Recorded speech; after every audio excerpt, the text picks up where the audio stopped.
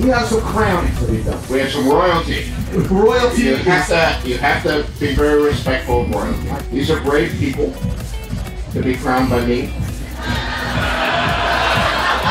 Because you know what happens to kings and queens in Game of Thrones. Yes, you do.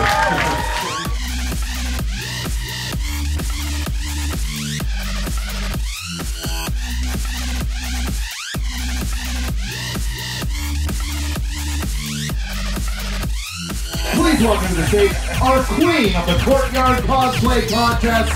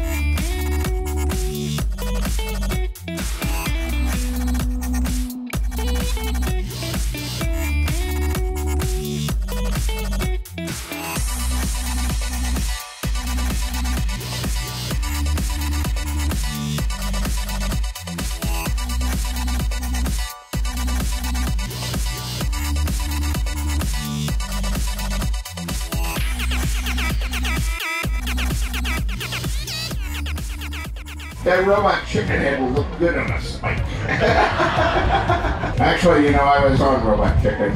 They had my fans tear me to pieces. So it's time I got revenge.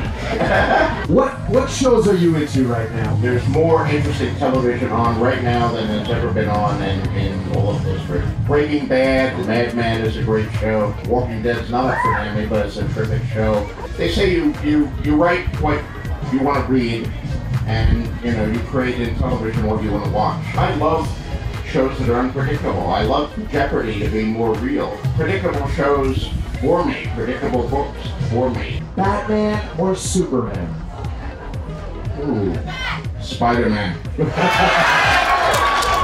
Star Trek or Star Wars? What do you think about that? Forbidden Planet. For you Star Trek fans out there, hey, Star Trek was a lot of fun. Roddenberry stole everything from Forbidden Planet.